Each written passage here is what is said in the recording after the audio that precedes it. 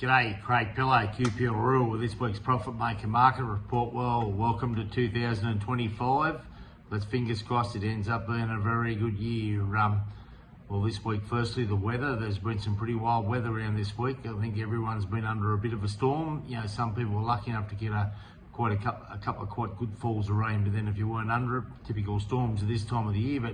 But certainly I was down at Wagga on Thursday, and there'd been a lot of wind and a lot of damage down there, a lot of trees blown over and a lot of damage there that I could see just on the side of the road. So fingers crossed no one got injured and everyone's got it cleaned up. So one of the livestock markets this week, well, the cattle market on Monday, there was, I think, more than double the cattle the week before to, something over 6,000 cattle there this week. The market was quoted to be a bit erratic, but some of the cows were dearer and export steers were better, and some of the weaner cattle back to the paddock were still sold well. Otherwise, in the odd place, it was a little bit cheaper.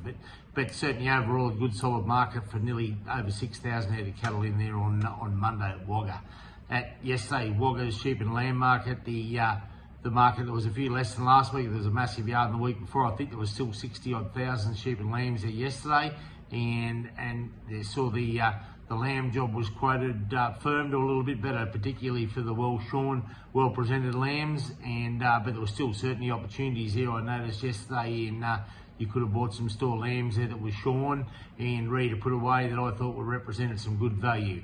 On the mutton job was cheaper on the back of some bigger numbers, but certainly it had corrected itself back to probably being around that $330 to $360 a kilo range for most of the mutton by the look of it. So overall, bit of a strange one for January, when usually most people are on holidays and the numbers are back, but the numbers of both the cattle and sheep market in the last, particularly this week, have been pretty high.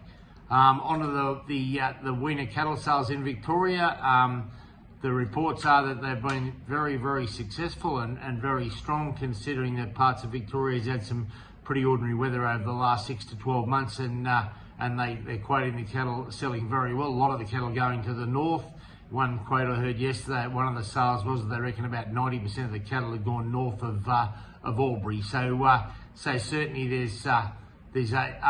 but overall they've had a real good sale. A lot of those cattle are making well into the 400 cents a kilo, which means it's good for the people down there, and hopefully it's good for the people that are buying them and carting them up north. We've got some clients looking for some lease country and some adjustment. So if there's any of that available, or you're thinking about putting some livestock on the stubbles, or even wanting to lease some grazing country or whatever, we certainly got clients that are interested in looking at that. So give us a call on that. Don't forget the Taddock Hill sales, less than 4 weeks, the Tarcutta Aussie White Taddock Hill sale, which will be on the 12th of February. Talk to you more about that next week. But have a fantastic weekend. Hooroo.